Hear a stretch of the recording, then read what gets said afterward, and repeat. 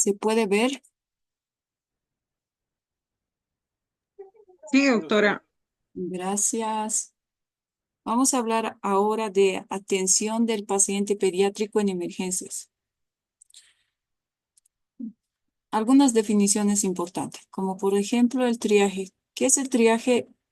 No es nada más que es ordenar, clasificar a los pacientes para recibir tratamiento para un correcto funcionamiento del servicio de urgencias. También es importante tener en cuenta que se organiza el flujo de pacientes con este método, asegurando que los más urgentes sean atendidos. Como definición, también es importante tener en cuenta la diferencia entre emergencia y urgencia. La principal diferencia entre emergencia y urgencia es que en situaciones de emergencia existe una amenaza inmediata para la vida y la salud, mientras que en urgencia no existe peligro o amenaza inmediata para el paciente. Pero si no se atiende en un periodo de tiempo determinado, pues ya, ¿no? Urgencia, situación de salud que requiere de atención médica, pero que no pone en riesgo tu vida. Eso hay que hacerle entender a veces a los pacientes, al menos los que vienen a emergencias, ¿no? Piensan que se va a morir por un resfriado. Emergencia, ¿qué es? Una situación de salud que sí pone en riesgo tu vida y que requiere de una atención médica inmediata. Es decir, un paciente que está convulsionando, a ese no le podemos hacer esperar. Tiene que ingresar al servicio de emergencia de forma inmediata. Ahora, en relación a la valoración pediátrica, nosotros hacemos una impresión general a través del triángulo de evaluación pediátrica, ¿ya? El triángulo de evaluación pediátrica valora tres aspectos que enseguida vamos a ir valorando o desarrollando, que nos van a ayudar a clasificar de forma rápida si el paciente o no requiere una atención inmediata. En la evaluación primaria posterior a una impresión general mediante el TEP, luego nos basaremos en el ABCDE del manejo del paciente en emergencias y la toma de constantes vitales, es decir, la monitorización. Posteriormente, en la evaluación secundaria, ya realizaremos una anamnesis del por qué el niño está así, qué le ha pasado a la señora, ¿no? Desde cuándo está enfermo, por qué está convulsionando, por qué llegaba hasta con fiebre, no sé, preguntaremos qué otros factores ah, se hayan asociado para que el niño llegue en ese estado. Posteriormente haremos una exploración física del paciente de forma detallada y dirigida en relación a la patología que estoy observando. Después, en la evaluación terciaria, ya consideraremos la utilización de pruebas complementarias. Si estoy frente a un niño con dificultad respiratoria, consideraré utilizar las pruebas, las que más ustedes conocen, ¿no? Como es la prueba laboratorio, un hemograma, PCR plaquetas, glicemia, función renal, rayos X, PA de tórax.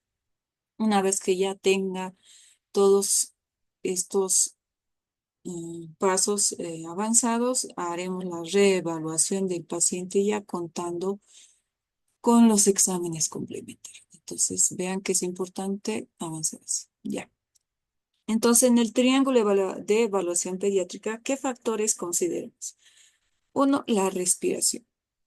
Entonces, desde que el niño esté en emergencias, ahí afuera de emergencias, consideremos cómo respira ese bebé.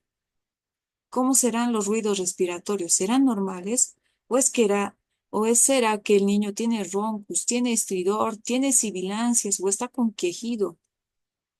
Basta que encuentre uno de estos, el niño tiene una respiración irregular, ¿verdad? ¿O cómo está respirando? ¿Cuál será la posición del niño? Tal vez estará en olfacteo o estará en trípode o tal vez el niño no querrá acostarse, solo querrá estar sentado. Igual me llama la atención que el niño no esté respirando de una forma normal, ¿verdad? Puede que haya también tiraje de menor a mayor gravedad, la utilización de músculos accesorios, el aleteo nasal que nos va a ayudar bastante en ese momento, ¿no? A determinar que el niño está con dificultad respiratoria. La circulación. consideraremos el aspecto de la piel, ¿no? ¿Cómo está la palidez? ¿Está pálido? ¿O tiene una piel moteada? ¿O tiene una cianosis? Todo eso vemos en la circulación y más que todo lo viendo, ¿no? A veces solo viendo la carita del bebé puedes darte cuenta que ese niño está muy pálido, está extraño, está cianótico, tiene una piel moteada, está raro, ¿no? Y en la apariencia, ¿cómo estará el niño? ¿Cómo estará su tono? ¿Será que está interactuando con el medio? ¿Será que el niño puede ser consolado tal vez con el seno materno? O al contrario, la mamá dice, llora, llora y llora, está súper irritable, ni con mi pecho se calma, ¿no ve? ¿Cómo estará su mirada? Tal vez está una mirada perdida. ¿Será, cómo estará el lenguaje? Tal vez ya está incoherente. O el llanto, ¿cómo estará?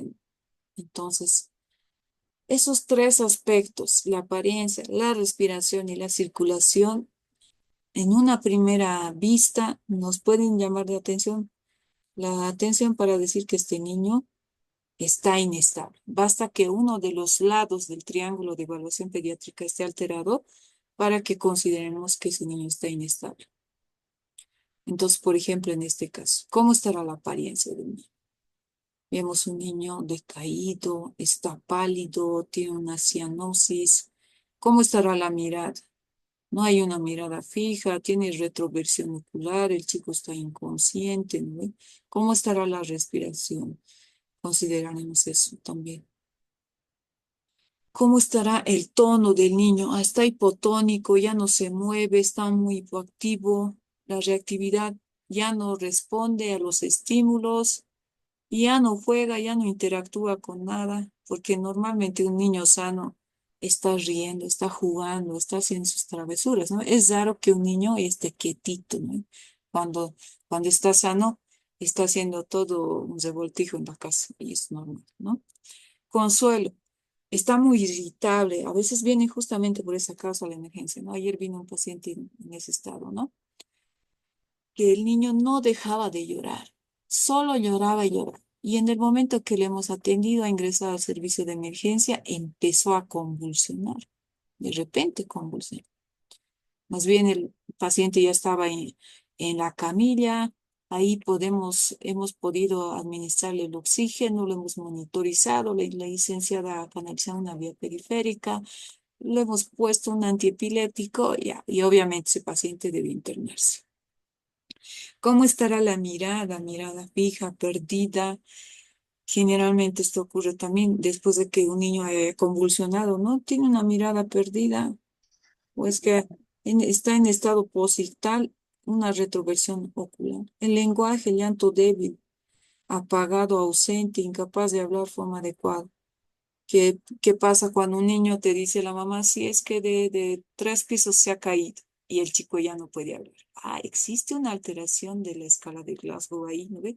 Y solamente con la apariencia podemos decir que este está inestable. La parte respiratoria, ya les había dicho, la dificultad respiratoria, el aleteo nasal, la utilización de músculos accesorios, el quejido y todo eso nos pueden llamar la atención. Tenemos que encontrar signos visuales que puedan hallarse en ese momento. La musculatura accesoria, también tiraje subcostal, intercostal, aleteo nasal, el cabeceo, que a veces los niños ya no sostienen la cabeza por la hipoxemia tan importante que están cursando. La parte circulatoria, vean, el niño tiene una palidez que llama la atención, toda la piel está pálida, ¿no? Entonces, ¿qué pasa con ese niño? Puede tener algún proceso infeccioso muy grave, o al contrario, ese niño está totalmente cianótico, como en este caso el bebecito está todo cianótico, y la cianosis incluso puede ser distal, como ven a nivel de las uñas, una piel moteada, como en este caso, vean cómo están viendo, una piel reticulada. Esto está presente en niños sépticos. Entonces, en base al aspecto, a la parte respiratoria y circulatoria, nada más que tengamos alteraciones de uno o más de estos, por ejemplo, si encontramos que el aspecto del niño no se ve bien, no lo veo, está medio pálido tal vez, o está decaído, nada más. El niño está inconsciente, tiene una mirada perdida, podemos decir, hay una disfunción del sistema nervioso central, ¿verdad? Si el niño tiene una cianosis y además tiene un quejido, retracción subcostal, utilización de músculos accesorios, se ve cianótico, no, ya podemos considerar el aspecto inconsciente, digamos, una insuficiencia respiratoria. Si está alterado su aspecto, la parte respiratoria, la parte circulatoria, estos tres, fallo cardiorrespiratorio. ¿Ven? En base a esos tres parámetros del triángulo de evaluación pediátrica, podemos considerar que ese niño ya sea tiene una disfunción del sistema nervioso central, una dificultad respiratoria, una insuficiencia respiratoria, ya sea un shock compensado o descompensado, o lo más grave es un fallo cardiorrespiratorio. Entonces, tenemos que considerar posteriormente el ABCDE de la evaluación pediátrica. Medidas prioritarias. O sea, una vez que ya hayas determinado que el niño tiene una o más de las alteraciones y en base al triángulo de evaluación pediátrica, tenemos que alistar oxigenoterapia a alta concentración. Entonces, le indicamos a la licenciada, aliste una mascarilla con reservorio, lo que tengamos, ¿no? A veces no hay ni con reservorio, solo hay mascarilla. Oxígeno a 5 u 8 litros por minuto. Canalice una vía venosa periférica, ya sea una solución fisiológica, Ringer o Ringer-Lactato. Vía periférica, monitorización de signos vitales. Alista el monitor neonatal de saturación de oxígeno. A cualquier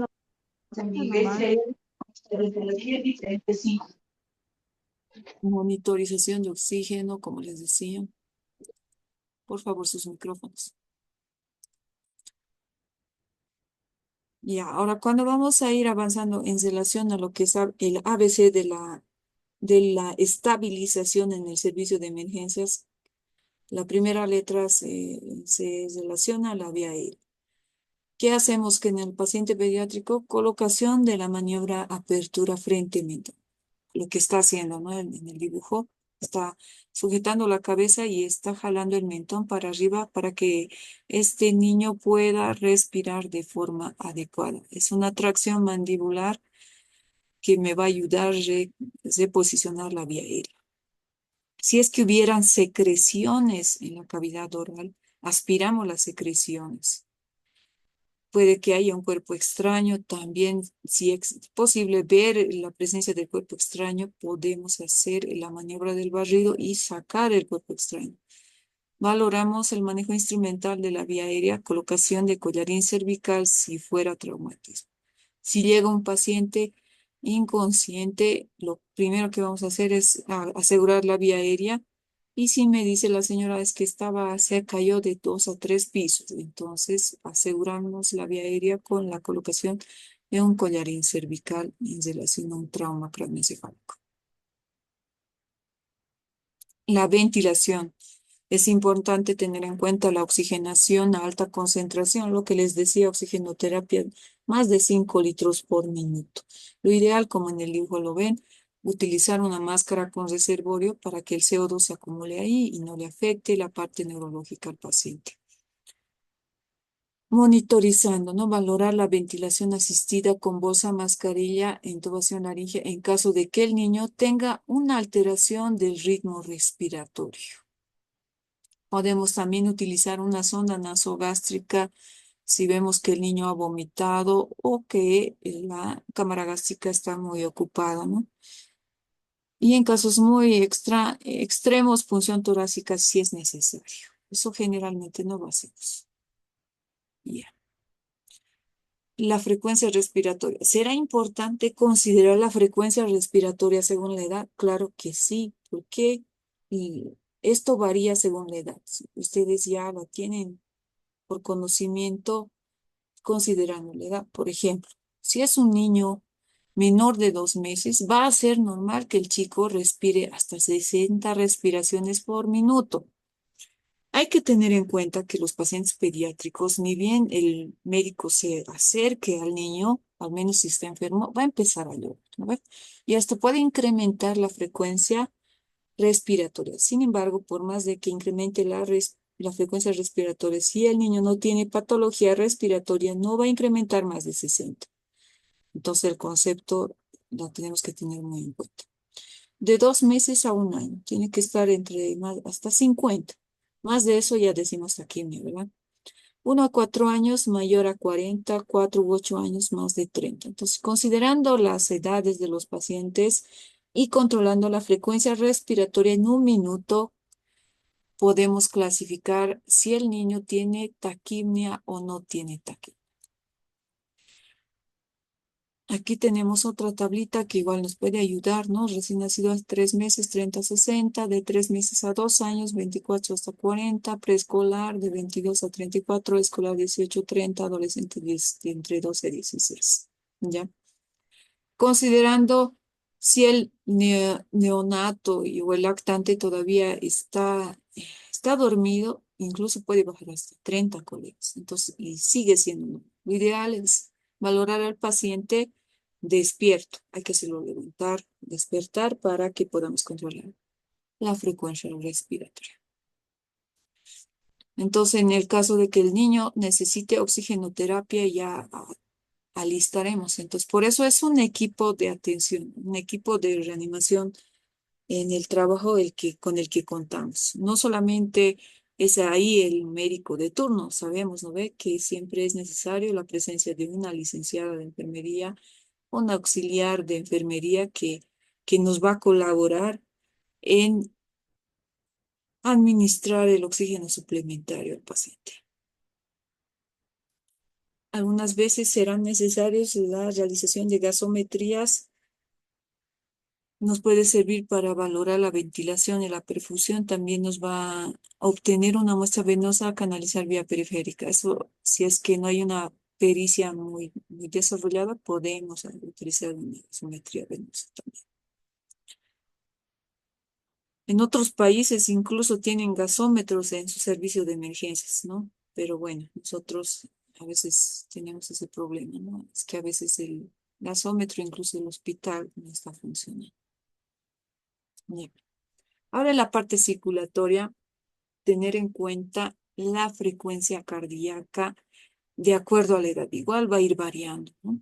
Si es un recién nacido hasta los 3 meses, puede ser normal de entre 100 hasta 160. Siempre y cuando el niño no se empieza a llorar, igual se incrementa la frecuencia cardíaca y puede estar no más de 160. Pero si está más de eso, ya tendríamos que considerar otros aspectos.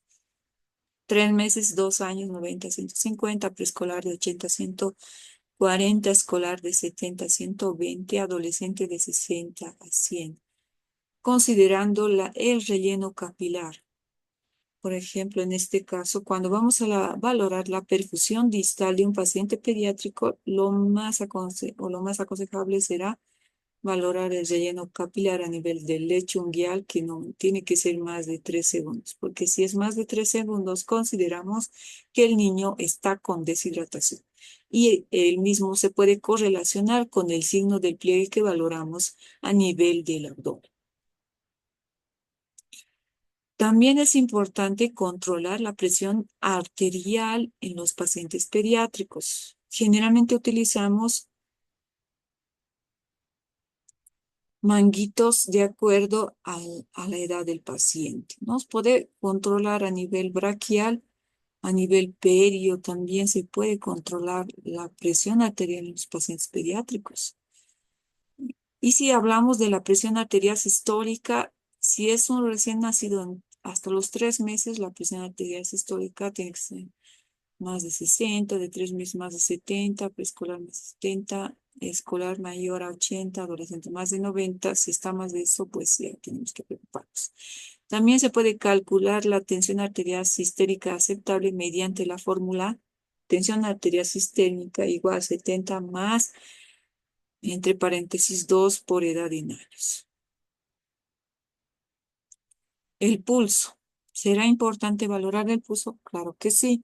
La ausencia de los pulsos a nivel central es decir, los carotídeos, más que lo que ustedes conocen, nos obliga a practicar maniobras de RCP. O sea, ni bien no hay pulso carotídeo. Ah, no. Entonces nos preparamos para reanimación pediátrica.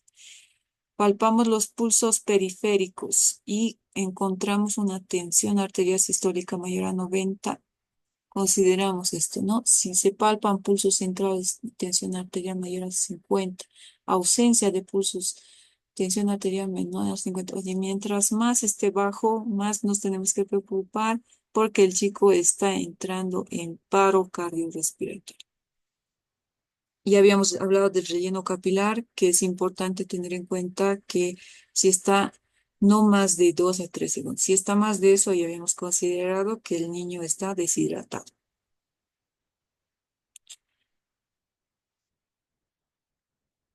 La presión arterial es importante usar el manguito del tamaño adecuado del paciente y el llanto en movimiento pueden alterar la medición. Entonces nosotros utilizamos tensiómetros pediátricos cambiándoles de manguitos. Ustedes también ya deben conocer, ¿no? El tensiómetro pediátrico. Entonces tenemos que considerar la edad del paciente, el tensiómetro, como les decía. No tiene que estar más de 60 en recién nacidos a 3 meses, no más de 3 meses a 2 años, no más de 70, preescolar no más de 75, escolar no más de 80, adolescente más de accesos vasculares. Obviamente esto nos ayudará al personal de enfermería a que pueda ser accesible una o dos vías periféricas para que podamos reanimar con líquidos al paciente inestable. Los líquidos, lo que ustedes conocen, ¿no? Ya sabemos el Ringer lactato, Ringer normal, solución fisiológica, son los más utilizados en el servicio de emergencias y los bolos que generalmente utilizamos en pacientes pediátricos a una dosis de 20 ml por kilo. Calculamos según kilogramo, peso y una carga para dentro de la primera. Si es un paciente cardiópata, nos limitamos a utilizar 10 ml por kilo. Si es un neonato, de la misma manera, nos limitamos a utilizar 10 ml por kilo, a no ser que el paciente esté muy descompensado hemodinámicamente. Entonces, los líquidos siempre van a estar de la mano de un paciente que está con alteración de uno o más de los lados de la evaluación del triángulo de evaluación pediátrica. Drogas vasoactivas que ya ustedes conocen, la adrenalina, también se puede utilizar la dopamina. Bueno, en este caso lo más utilizado en el servicio de emergencia sabemos que es la adrenalina, que se prepara una ampolla en 9 ml de solución fisiológica y de la dosis correspondiente ya sea, se puede dar a 0,1, 0,2 ml por kilogramo y considerando, ¿no? la dosis del paciente, la edad del paciente también. La parte neurológica, esto será bien importante considerar la parte neurológica. Si hay una alteración, disfunción respiratoria, una alteración a nivel de la conciencia, las pupilas están asimétricas, hay que valorar eh, las alteraciones que pueden estar presentes a nivel neurológico, en los antecedentes previos como las intoxicaciones, la hipoxia, las convulsiones, cómo estará la actividad motora simétrica, el niño habrá convulsionado, tendrá postura de decorticación o de cerebración, valoraremos la escala del dolor y el glaucoma. Consideramos incluso si vemos un paciente en ese estado, con una respuesta al dolor menor a 9, un Glasgow menor a 9, consideraremos la utilización de tu intubación, ¿no? Intubación endotraqueal.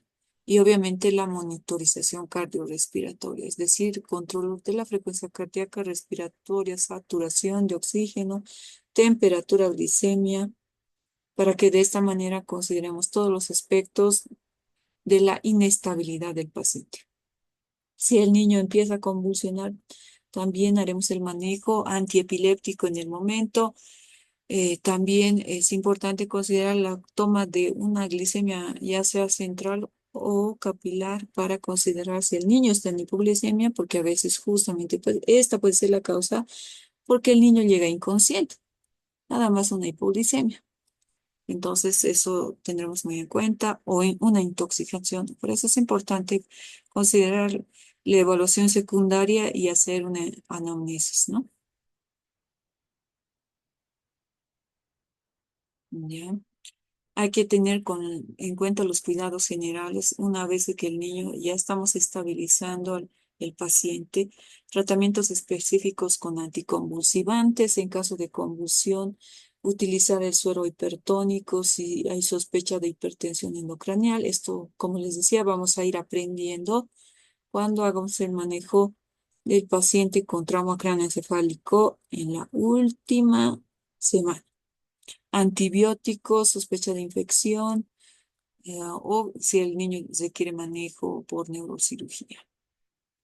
En la exposición será importante desvestir al paciente, ¿no? Si al menos viene un paciente inestable, yo tengo que revisarlo de pies a cabezas para considerar qué ha pasado con ese niño. Pueden tener traumas que no se ven a simple vista o lesiones que no se ven a simple vista y sacando la ropa podemos encontrar. O tal vez el niño esté inconsciente y no determinamos que pueda haber una alteración llamativa. Sin embargo, cuando sacamos la ropita del bebé, y ahí es donde encontramos una retracción subcostal, un tiraje o tal vez un abdomen muy distendido. Será importante exponer al paciente para que de esta manera podamos encontrar todo lo que nos ayude a llegar al diagnóstico. La intubación endotraqueal, considerando si el niño tiene fallo respiratorio grave, si está frente a shock, frente a un coma, tal vez grados de 8 o menos, una fallo en la ventilación, oxigenación o necesidad de control prolongado de la vía aérea, por ejemplo, un paciente con trauma abdominal, un sangrado continuo o es un paciente inestable. Y ya esto vamos a ir aprendiendo en la práctica clínica. Podemos calcular el número de tubo que vamos a utilizar. Por ejemplo, si es un prematuro, lo que generalmente usamos, un tubo de 2,5 milímetros de diámetro, recién nacido 3, 6 meses, un año 3,5, 4, de 1 a 2 años de 4 a 5 milímetros y mayores de 2 años, edad en años más 16 dividido entre 4. O la otra fórmula, edad en años dividido entre 4 más 4. Creo que esta es la más facilita de probarse. Edad en años dividido entre 4 más 4. ¿Ya? De esa manera podríamos considerar también la utilización de tubos endotraqueales. Y en la evaluación secundaria, lo que les decía, ¿no? Una anamnesis, una exploración física detallada, porque a veces la mamá se le olvida decir, ¿no? Ah, no, estaba con fiebre y de repente ha convulsionado. Y cuando le preguntas, ¿pero qué más tenía? Y la mamá te dice, ah, sí, estaba presentando deposiciones sanguinolentas. Ah, y te puedes pensar. Esta es una disentería, puede ser una ceguera, puede ser un proceso infeccioso de origen bacteriano.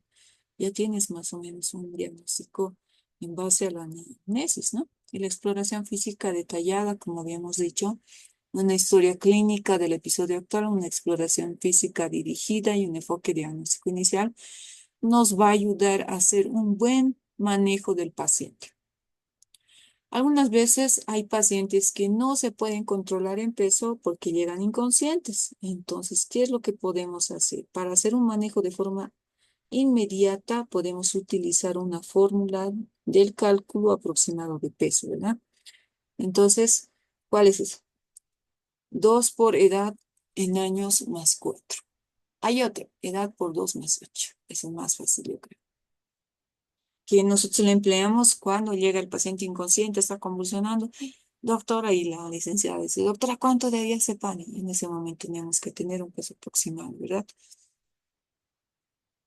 La anamnesis, como les decía, hay que recordar los elementos básicos de la historia clínica. Podemos utilizar el memotécnico sample, ¿ya? Entonces, el memotécnico sample, ¿a qué se refiere? Ese de signos y síntomas. Descripción de las características de cada uno de ellos. Preguntarle a la mamá, ¿no? ¿Desde cuándo está vomitando? ¿Qué colores son los vómitos? Entonces la mamá dirá, ya son 3, 4 días. Alergias, ¿no? Sí, tenía alergia al cotrimoxazol y justamente eso es lo que le había dado su tía, digamos. Ah, justo eso, no puedes pensar, ¿no? Medicaciones. Tratamientos habituales, por ejemplo, vienen niños a la emergencia convulsionando y resulta que ya tienen diagnóstico, ¿no? Son pacientes con tratamiento antiepiléptico que la madre por negligencia ya no les ha dado. Por X o Z razón, no, no es que ya no estaba convulsionando y entonces ya no le estoy dando. Y la mamá te va a decir, ¿y qué le das? Ah, fenobarbital. ¿Cuánto? Tanto esto. ¿Y cuánto tiempo ya no le estás dando? Ya son un mes que ya no le doy. Ahí ya te das cuenta que es un paciente que ya tiene su diagnóstico y hay que reiniciar el tratamiento, lo que estaba recibiendo, ¿verdad? Patologías previas. Por ejemplo, si es un niño que ya estaba internado con una neumonía grave y nuevamente regresa de una semana, este ya estaba internado, entonces tal vez estamos sospechando neumonías recurrentes, una complicación de su patología anterior, tal vez que no ha sido tratada, me interesa bastante, es importante, ¿no? Entonces el memotécnico sample me ayuda. S de signos y síntomas, A de alergias, M de medicaciones, P de patologías previas y última ingesta, las orales. La L es esto, última ingesta. Por ejemplo, la anterior semana vino una niña que se ingirió un comprimido de un antibiótico que la madre estaba utilizando para tratamiento para infección urinaria.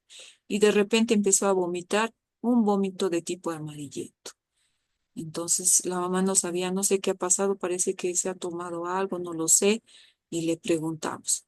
Así, yo estoy haciendo tratamiento y en mi cartera estaba una pastilla. Entonces, sí, entonces ya vemos que justamente fue el comprimido del antibiótico que la madre estaba recibiendo. Eventos, y lo último ¿no? De eventos que hayan podido conducir a su estado actual. Así es que el niño se ha caído de 2, 3 metros de altura, o no, es que hace un día atrás ha ido a comer salchipapas y ahora resulta que está vomitando todo lo que ingiere. Los eventos que me hayan podido conducir al estado actual me interesan. Entonces, ahí vean cómo el triángulo de evaluación pediátrica se puede aplicar en la experiencia, trabajo respiratorio y circulación. Si vemos que uno nada más de esto está alterado, inestable uno más de los lados, ya tenemos que actuar de forma inmediata con oxigenoterapia 100%, monitorización de las constantes vitales, frecuencia cardíaca, respiratoria, saturación de oxígeno, tensión arterial, glicemia, si el niño está con inconsciente y canalizar una vía periférica, ¿no? Eso será lo más importante. Evaluación secundaria, hacemos la anamnesis amplia, exploración física, evaluación terciaria, pruebas complementarias y con esto ya definitivamente llegamos al diagnóstico. Y de esta manera hacemos un manejo y una estabilización del paciente pediátrico para que el familiar no se ande quejando. No me lo han hecho nada. Eso es lo que dice, ¿no? He ido al hospital y no me lo han hecho nada. Listo. Bueno. El material, como ya les decía, les voy a compartir en la plataforma Moodle, donde van a poder ver nuevamente este video. Voy a terminar la sesión y se va a grabar el mismo y nos vemos dentro de 10 minutos por el mismo link.